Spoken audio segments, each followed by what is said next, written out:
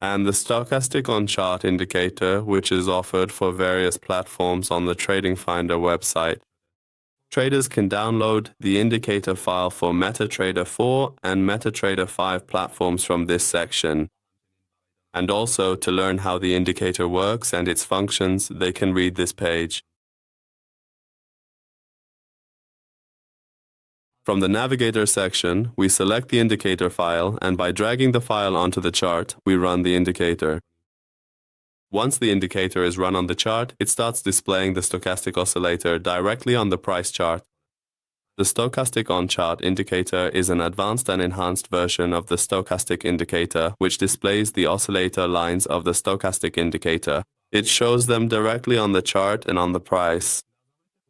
When the stochastic lines enter the oversold area, when they exit, it indicates the end of the downward trend and the beginning of an upward trend in the market. And when the stochastic lines enter the overbought area and then exit the overbought area, it indicates the possibility of a price reversal and the end of the upward trend in the market, as we can see here. After exiting the overbought area, the price enters a downward trend, then again enters the oversold area, and upon exiting the oversold area, it enters an upward trend. And in this way, we can carefully and thoroughly perform our analyses on the chart, taking our time to examine all the details and thereby identify potential trading opportunities.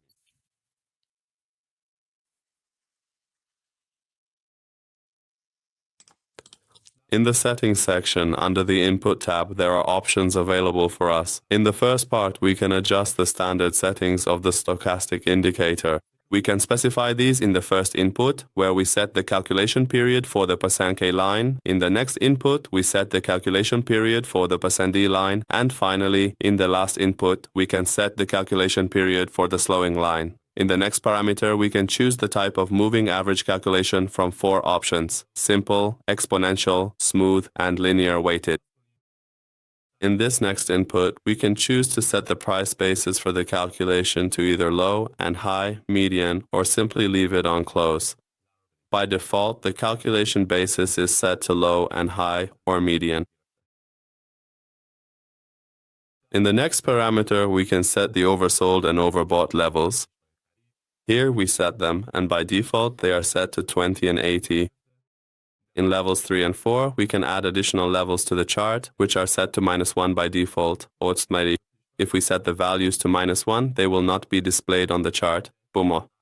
And if needed, we can add our desired levels, for example, the 70 and 30 levels, or any other specific values that we might want to include for our analysis.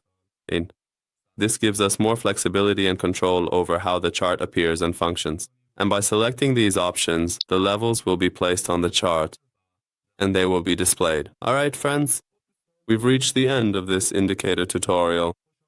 I'd be happy if you share your comments and suggestions with us in the comments section.